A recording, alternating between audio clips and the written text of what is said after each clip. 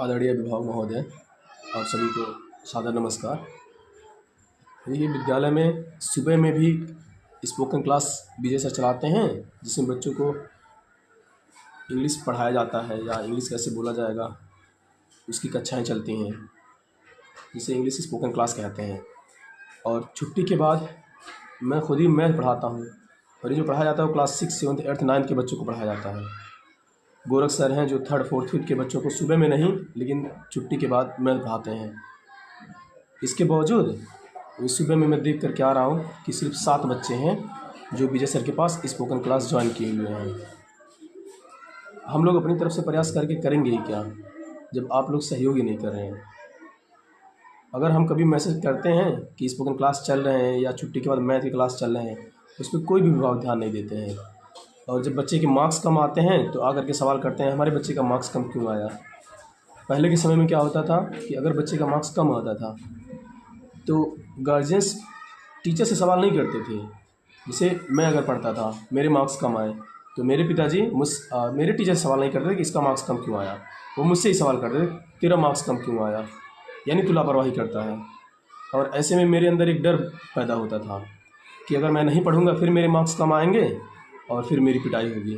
आज के समय में अगर बच्चे का मार्क्स कम आया तो गार्जियंस कहते हैं ठीक है, मैं तेरे टीचर से बात करता हूँ, कैसे उनके विषय में नंबर कम आ गए, मार्क्स कैसे कम आ गए।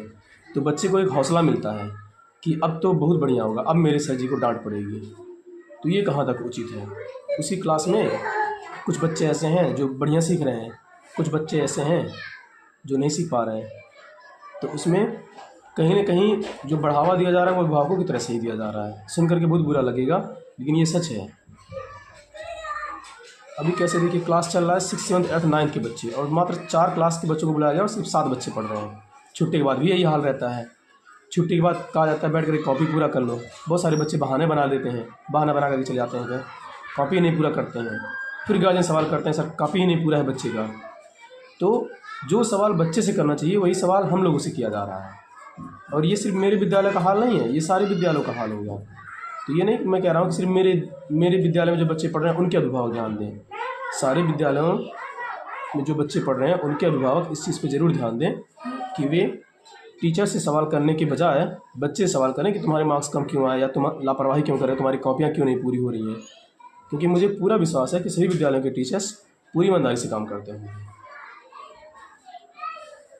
उम्मीद है कि इसके बाद आप लोग ध्यान देंगे इस पर।